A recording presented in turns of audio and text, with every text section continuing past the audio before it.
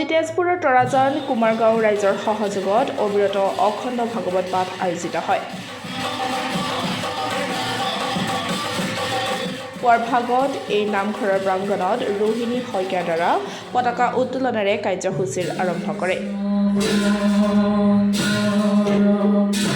উপস্থিত থাকে ডেকা শতাধিকাৰ শ্ৰী শ্ৰী বৰ এলেঙি বালিপুখুৰী সত্ৰৰ দীপেন মহন্ত। উল্লেখ্য যে ভাগৱত ব্যাখ্যাত অংশগ্ৰহণ কৰিবৰ বাবে মঙলদৈৰ পুৰন্দৰ হাজৰিকা আৰু লখিমপুৰৰ চন্দন কোঁৱৰক নিমন্ত্ৰিত কৰা হৈছে। লগতে উপস্থিত থাকে তেজপুৰৰ স্থানীয় বিধায়ক পৃথ্বীৰাজ ৰাভা। আজিৰ এই অখণ্ড ভাগৱত পাঠৰ ব্যাখ্যা বিগত বছৰসমূহৰ দৰে এইবাৰো ৰাইজৰ মংগল আৰু শান্তিৰ কামনা কৰি তেজপুৰৰ তৰাজান কুমাৰগাঁও নামঘৰৰ প্ৰাংগণত ৰাইজৰ সহযোগত তিনিদিনীয়া কাৰ্যসূচীৰে মহাভাগৱত শাস্ত্ৰ অবিৰতভাৱে আয়োজন কৰা হৈছে। পুৱাৰ ভাগৰ পৰা শ শ ভক্তপ্ৰাণ ৰাইজে বন্তি প্ৰজ্বলন কৰি সেৱা অৰ্চনা কৰা দেখা গৈছে আৰু দুপৰীয়াৰ ভাগত আনুমানিক ৫০০ৰো অধিক ভক্তৰ সমাগম হ'ব বুলি সংবাদ মাধ্যমৰ আগত প্ৰকাশ কৰে।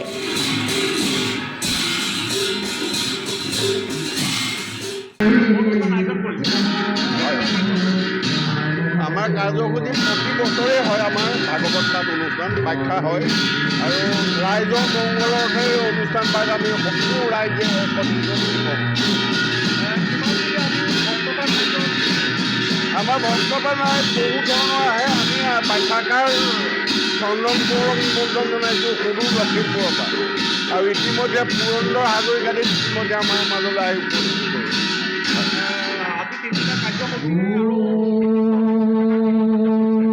তিনিদিনীয়া কাৰ্যসূচী আমি ভক্তপ্ৰাণ সকলো ৰাইজক ইয়ালৈ নিমন্ত্ৰণ জনাইছোঁ। ৰাইজ সকলো সমবেত হৈছে আহি, আৰু বহু ৰাইজ আহিব আমাৰ ইয়ালৈ।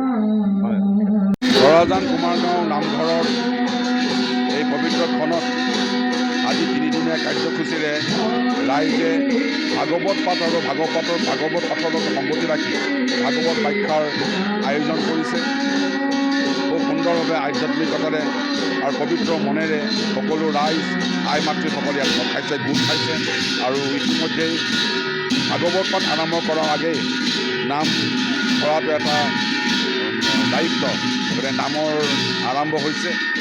তিনিদিনীয়া কাৰ্যসূচী ৰাইজে আনন্দৰে উলহ মালহেৰে এই আয়োজন কৰে প্ৰতি বছৰে, আৰু ৰাইজে এই ভাগৱত পাঠ কৰে এইকাৰণেই ৰাইজৰ মংগলাৰ্থে, সমাজৰ মংগলাৰ্থে, ৰাইজৰ যি মনৰ কামনা এই যেন সফল হয় এইখিনিয়ে কামনা কৰিছোঁ, আৰু তৰাজান কুমাৰগাঁৱৰ সকলো ৰাইজলৈ মই মোৰ আন্তৰিক অভিনন্দন জ্ঞাপন কৰিছোঁ।